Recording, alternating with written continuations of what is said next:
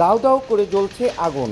বিক্ষুব্ধ স্থানীয়দের দেয়া আগুনে পুড়ছে টঙ্গীবাড়ি উপজেলার পাঁচগাঁও ইউপি চেয়ারম্যান সুমন হালদার হত্যা মামলার পলাতক আসামি সাবেক ইউপি চেয়ারম্যান মিলেনুর রহমান ও তৃণমূল বিএনপি নেতা জাহানুর রহমান সওদাগরের বাড়ি।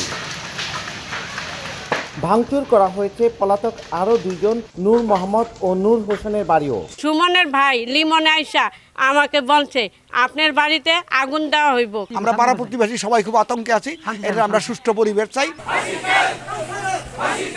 এদিকে পাঁচগাঁও ইউপি চেয়ারম্যান হত্যার বিচারের দাবিতে রোববার বেলা 11টার দিকে পাঁচগাঁও ওয়াহেদ আলী উচ্চ বিদ্যালয়ের সামনের সড়কে শিক্ষার্থী ও এলাকাবাসী মানববন্ধন করেন। এ সময় হত্যাকাণ্ডে জড়িত প্রধান আসামি সহ পলাতকদের অবিলম্বে গ্রেপ্তারের দাবি জানায় স্থানীয়রা। একটা চেয়ারম্যানের যদি নিরাপত্তা না থাকে আমাদের জনসাধারণ কিভাবে নিরাপত্তা আমরা পাবো? যারা আমার স্বামীরে এভাবে প্রকাশ্যে খুন করলো প্রশাসনের সামনে, তাদের তো ফাঁসি চাই। নগদের কাছে সব গ্রাহকই প্রিয়, তাই তো সারা দেশে ক্যাশ আউট চার্জ সবচেয়ে কম। পুলিশ বলছে এই ঘটনায় 3 জনকে গ্রেপ্তার করা হয়েছে।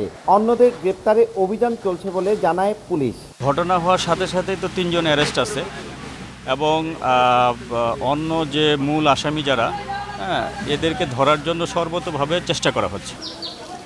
গত 7 জুলাই ওয়াহেদ আলী উচ্চ বিদ্যালয়ের ম্যানেজিং কমিটির সভাপতি পদের ফলাফল ঘোষণার পর পুলিশের উপস্থিতিতে পাঁচগাঁও ইউপি চেয়ারম্যান সুমন হালদারকে গুলি করে হত্যা করে পরাজিত প্রার্থীর লোকজন। নাসির উদ্দিন উজ্জ্বল, সময় সংবাদ, মুন্সিগঞ্জ।